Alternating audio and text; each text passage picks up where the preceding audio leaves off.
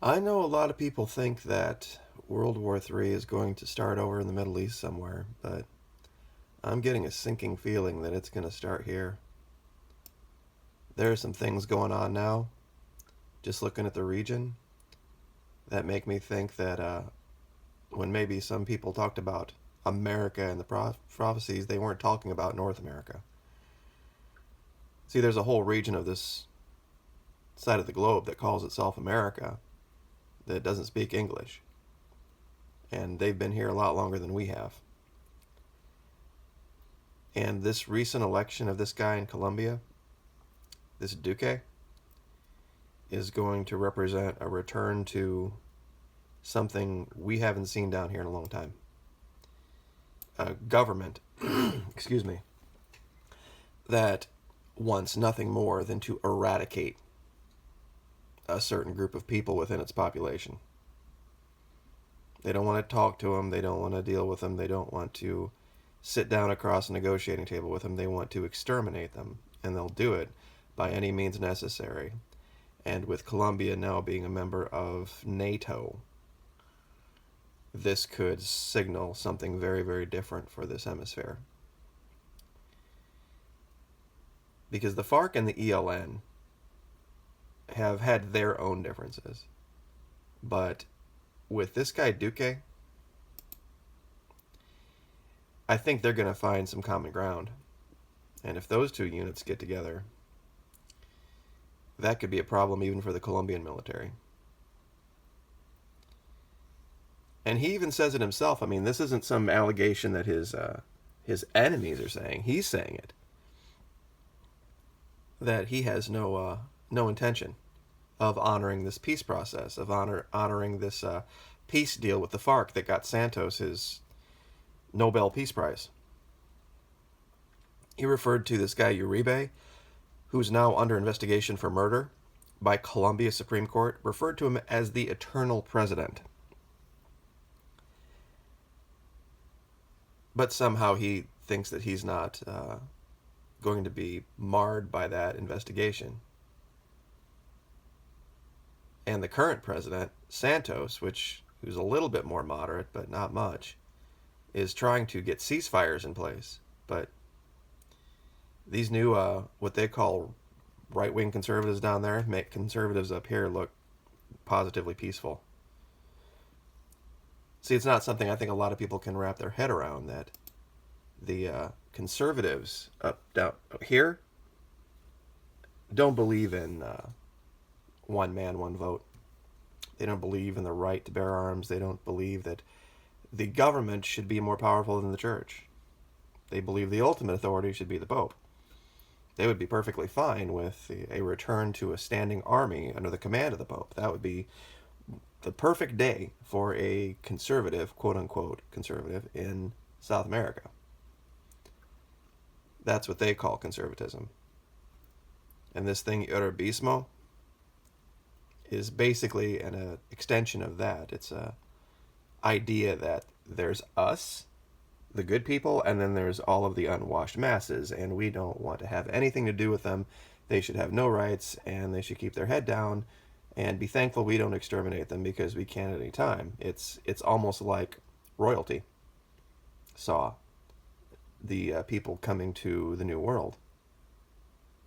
And this has now been born again in South America, this division and this strife. And unfortunately, there's some people, and oh, by the way, this guy right here, if you think he's bad, you should see his vice president.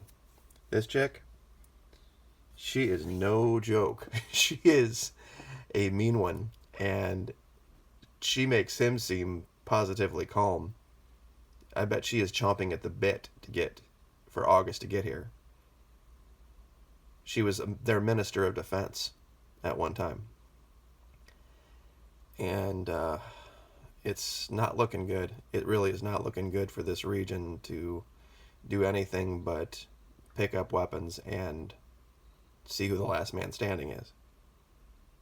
Which is ironic. It really is, because the idea here, supposedly, is that with all of these communist, socialist dictators and all of this kind of stuff, that they disarm their people, which is ridiculous. Venezuela's handing out guns to its people just for asking. They were fearing the United States when they did that last August, but now they have a new reason. And down here that you think of the left up here, and you think people that hate guns and people that are all peace lovers, and not at all the left wing down here. Not even close. So it's going to be an interesting summer. And if Santos can earn that Nobel Peace Prize and get some things concrete and put down on paper, that may stave it off for a while. But these mercenaries, these right-wing paramilitaries for hire that were in the service of Del Monte and Dole and Monsanto and Big Pharma, and they're going to be rearmed. And they're probably having parties over here now, just waiting for the money to start flowing in. And when they do, the lines are going to be drawn. But over here, there's people that have money invested now in Venezuela recovering. India, Brazil, Russia, China don't need anything like this to be going on. And if it comes down to their investment versus standing up against a NATO ally, this is really looking like where it's going to start, right here.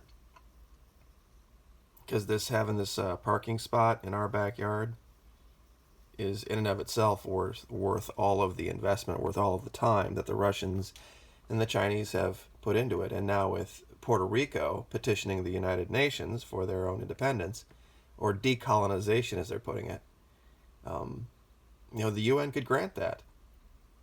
And Puerto Rico could, they'll probably be independent for all of 5 seconds before they have to figure out they have to ally with somebody. And more than likely it'll be Venezuela and Cuba. Because they're not going to leave the United States just to join one of our allies. It's not going to happen. And when we look at the deals that the Chinese have cut with the Dominican and with Jamaica, I tell you what, if they can control, it's like a big game of Risk here. Especially watch who the Mexican president in a couple months. It's not even that long, is it? I think it's next month. The election's in Mexico. He's the guy who's out in front over here in Mexico is a big fan of Maduro. And if that idea can translate through here, the Costa Ricans are already in China. We could have a huge problem that no Space Force is going to fix. And for those of you who don't know what that is, the current leader decided that we need to have a 6th branch of the armed forces called the Space Force. And he has directed the Pentagon to begin those preparations. It seems to me we should have a dome force first. I mean, don't you think? Or at least an Antarctic circle ice ring, sentry first. I mean, shouldn't we maybe put those guys out first and have somebody in charge of keeping the dome shiny, so that nobody sees any, fingerprint smudges on it or anything? It's just, just a thought, before we decide to have a Space Force. So I guess I'll leave it there. I shouldn't pick on the flat earthers too bad, as much crazy things go on these days. But thank you so much, everyone, for the support. Really appreciate it. Having some great training going on over at Patreon, and as events in Latin America warrant, we will keep you updated. But like, share, subscribe. We'll see you next time. Thanks.